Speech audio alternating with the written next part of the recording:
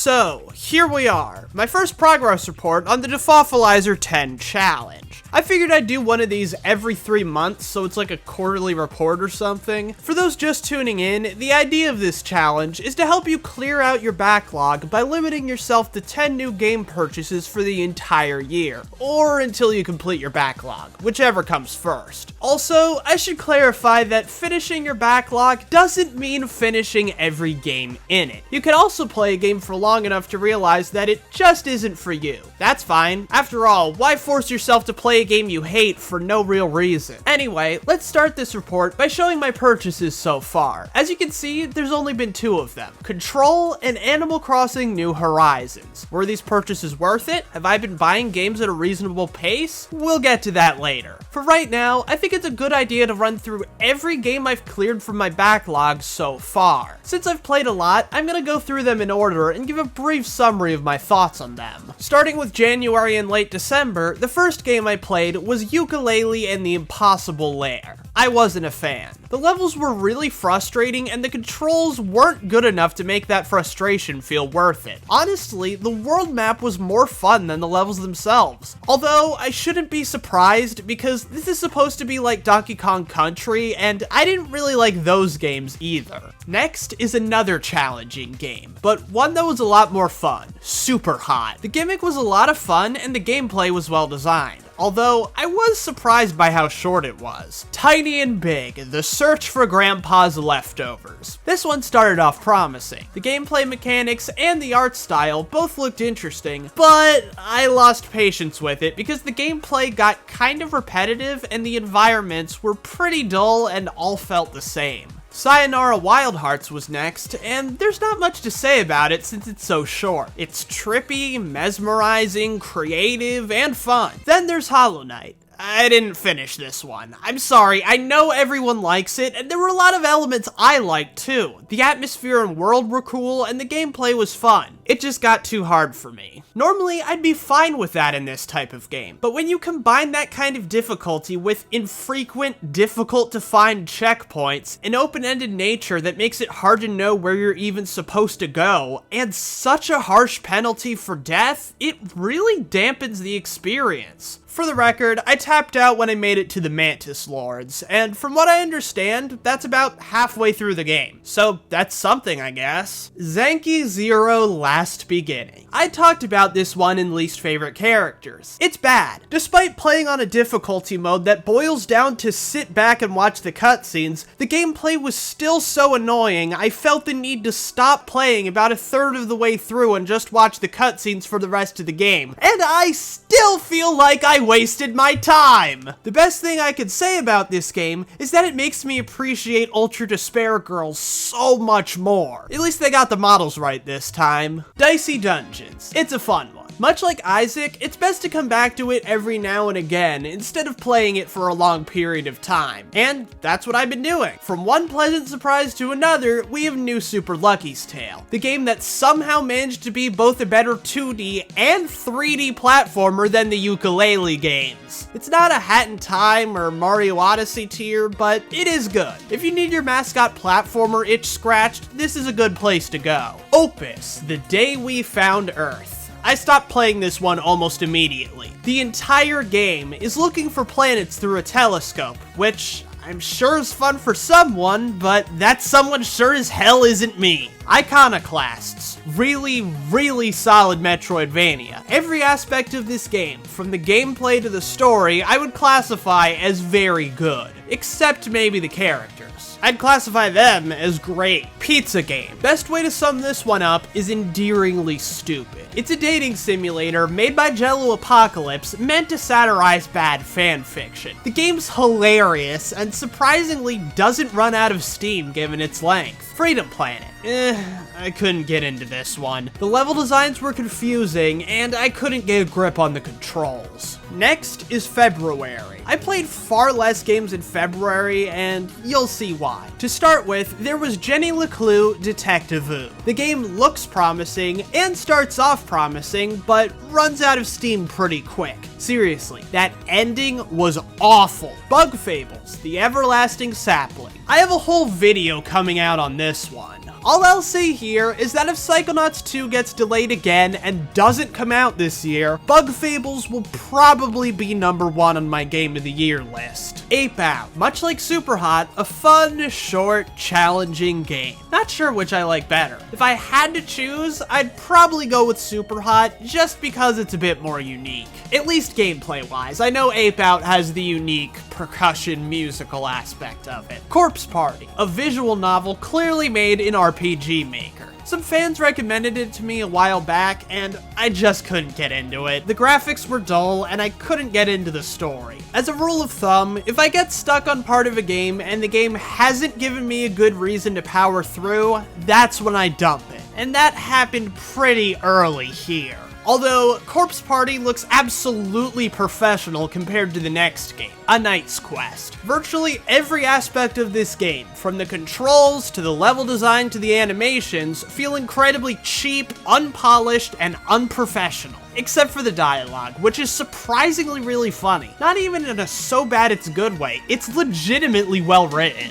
Rounding out February, we come to Voodoo Vince. From one 3D platformer I didn't like to another 3D platformer I didn't like. That's not really fair though. A Knight's Quest doesn't even feel fit to be sold. Voodoo Vince is just meh. I can easily see how someone would like it. It does have some unique aspects, but it just didn't do anything for me. Alright, March. I started the month off with 2064 read-only memories. It's technically a point-and-click game, but it's really more of a visual novel. The game has a lot of similarities to VA11 Hall A, and it's about as good. The big difference is that this one has an actual journey you go on instead of just being slice of life. If I had to pick, I'd say I like VA11 Hall A bit more, but this is still really good. Also, Turing is adorable. Second to only Horus for cutest robot I've seen in a video game. Out of all the games this year I gave up on, the one I felt most bad about was Wandersong. On paper, I should really like this game. It's got a cutesy, abstract, colorful art style, a different gimmick for each chapter, charming characters, and a surprisingly emotional story. Something just didn't click with me, and I'm not sure why. Maybe I'll go back to it. It deserves a second chance. Worse Than Death. This was a short horror game I got on the Switch. It seems interesting enough, but I couldn't really get into it. Maybe that's because I was playing it in an airport instead of a dark room, but either way, I doubt I'll go back to it. Finally, my first purchase of the year, Control. I was interested in this game for a while, but it was the Stupendiums video that really pushed me over the edge and made me want to play it. Let's just say I wasn't the biggest fan. I liked the idea of having to fight surreal anomalies in a never-ending government building using superpowers and a shape-shifting weapon, but so many factors worked against me enjoying it. For starters, my computer couldn't run it that well, causing a lot of screen tearing. Then there's the fact I played it on the Epic Store. Big mistake. So I had to use a mouse and keyboard, which was super awkward. Now, those aren't necessarily the game's fault, at least not entirely, but they still impeded my enjoyment. The rest of the stuff is definitely the game's fault though. This game gloms on to so many modern game cliches that most people don't mind, but annoy the crap out of me. Things like turning the screen a different color when you're low on health, making it harder to stay alive. Environments that look so samey you lose track of where you are. Music that tries so hard to be booming and cinematic that it's all forgettable and melts together, and character models trying so hard to be realistic they approach Uncanny Valley territory. I wanted to like this game. It did have really cool elements to it, but there was enough bullshit to make me stop playing. Now for a couple shorter ones. Astra. Cool art style. Probably a good game, just not for me. Tokio Dark. I also couldn't get into this one. I will say it had good creepy atmosphere and the mental health system was interesting, but I didn't really feel the urge to keep playing. Momodora, Reviere Under the Moonlight. I stopped this one pretty quick, just wasn't for me. Hitman, looked cool. Was it good? I don't know. It ran so poorly on my computer, it was unplayable. I swear, it was like 3 frames a second. I'll probably play it whenever I get a better computer, but right now, it's literally impossible. Ace Attorney Justice for All. I played the original Ace Attorney a while ago, and there were a lot of factors that inhibited my enjoyment. Everything from how I approached walkthroughs at the time, to the fact that I was playing the Wii version, to me not knowing you could save in the middle of a trial, seriously dragged down my enjoyment. I still liked it enough to power through to the end though, well, at least up until Rise from the Ashes. The point is, it was strange coming back to the series after all these years. I kept looking for excuses to stop playing, but I was just having too much fun. It really brought me back into the series, and I'm looking forward to playing Trials and Tribulations. My one complaint with the series though are the names. I can't be the only one who thinks that the second one should be called Trials and Tribulations and the third should be Justice for All. I know it's a super minor nitpick, but it still annoys me. Now we come to my other game purchase, Animal Crossing New Horizons. I've had a complicated relationship with the Animal Crossing series. I was interested in it for a lot of reasons, but the game trying to exert so much control over when you play it kinda drove me away. I heard it wasn't as bad in the later entries though, and New Horizons had a lot of cool new features, so I decided to check it out. So far, I've been having a lot of fun with it. Having to build your own island from scratch is pretty cool. Honestly, it fits with the way I play games a lot more than the other games did. I've been putting it on the back burner for a bit to focus on other games, but I haven't abandoned it completely.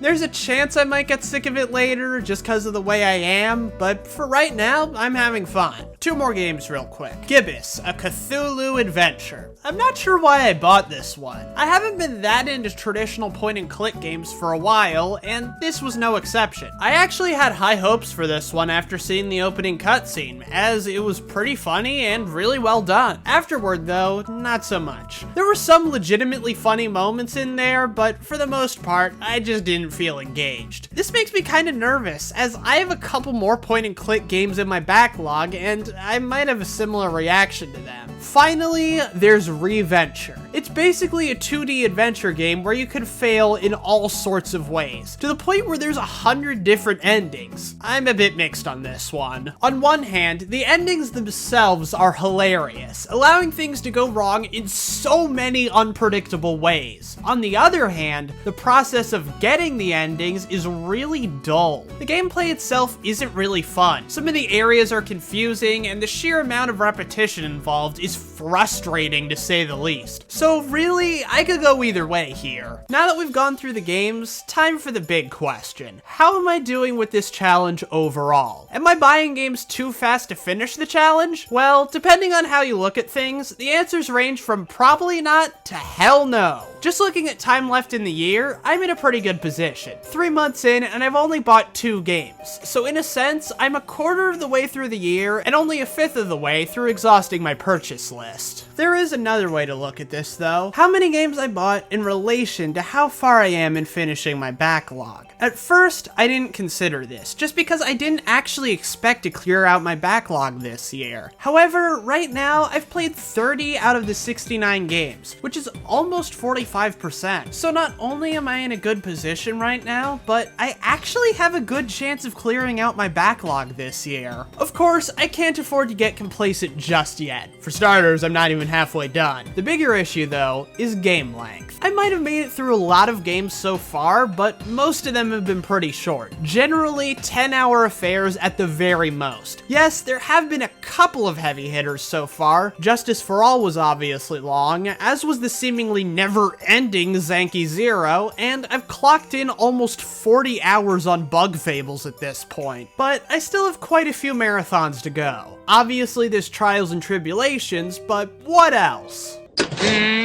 Oh, that's not so much. So?